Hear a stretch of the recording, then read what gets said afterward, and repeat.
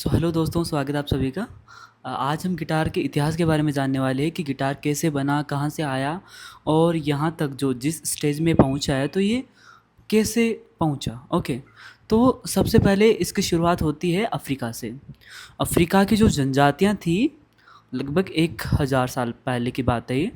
तो क्या उनको गाने बजाने का काफ़ी शौक था। ओके, तो उनके पास जो इंस्ट्रूमेंट होता था उसी का आधुनिक रूप हम गिटार को कह सकते हैं। उस टाइम में गिटार के 4 ही तार होते थे और वो भी स्टील की जगह जो भेड़ बकरियाँ होती हैं ना, उनके जो तांत होती है, ओके, उनको उनको बटकर और फिर ये स्ट्रिंग्स बनाई जाती थी। इसलिए आज भी इसको हिंदी में तत्वाद्य बोलते और इंग्लिश में स्ट्रिंज इंस्ट्रूमेंट्स के नाम से जाना जाता है। पूर्वी अफ्रीका से ये इंस्ट्रूमेंट मिस्र और बेबीलोन पहुंचा और वहाँ पे इतना ज़्यादा ये फेमस नहीं हुआ। उसके बाद में ये पहुंचा स्पेन में। स्पेन में इसको बहुत ही ज़्यादा पॉपुलैरिटी मिली। जैसे यहाँ पे हमारे बंजारे कम्युनिटी होती है जो घूमने फिरने वाले होते हैं, वैसे ही वहाँ पे लाइक यूरोप में जिप्सी होते हैं। तो ऐसे ही अफ्रीका में जो मूर कम्युनिटी थी जो घूमने फिरने वाली थी, तो उनको नाचने गाने का भी बहुत ज़्यादा शौक था। तो वो स्पेन में आके बस गए। ओके, जो स्वाभाविक था क्योंकि वो घूमने फिरने वाले थे।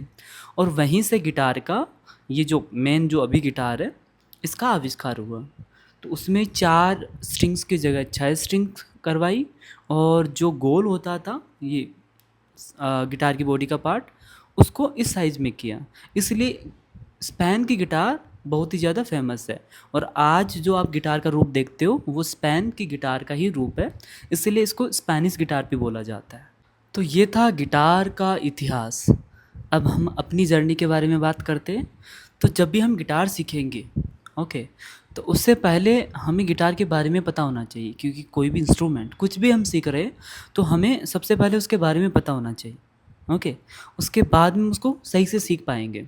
तो सबसे पहले अपने माइंड का यूज़ करके हमें समझना है चीज़ों को, और समझने के बाद अगर आप प्रैक्टिस करोगे ना, तब जाके इजीली आपको समझ में आएगा। तो अब मैं आपको बताने वाला हूँ गिटार के बारे में। ओके, कि गिटार के कौन कौन से पार्ट्स होते हैं।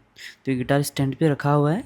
ये जो सारा का सारा यहाँ से यहाँ तक होता है इसको बोलते हैं गिटार की बॉडी। ओके, और ये है साउंड होल, इसको बोलते हैं ब्रिज। ओके, और ये स्ट्रिंग्स है होती है, 6 स्ट्रिंग्स होती है इसमें। जो आपको यहाँ पे ये दिख रहे हैं ना, इनको बोलते हैं फ्रेड्स। ओके, और ये डॉट बने हुए मार्कर जो अपने काम आते हैं, जो नोटेशंस अपने होते हैं, जो नोट्स होते हैं उनको पहचानने में।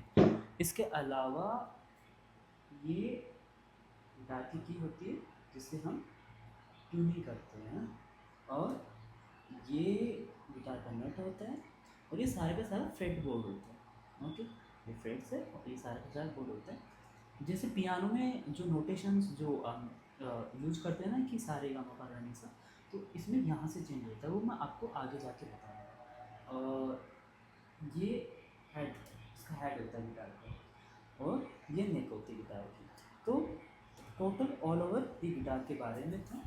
ओके, सो आपको मैं आने वाले वीडियो में बताऊंगा कि गिटार जब हम बजाते तो कहाँ से शुरुआत करते। तो नेक्स्ट वीडियो में मैं आपको उसके बारे में बताऊंगा। Thank you so much for this video.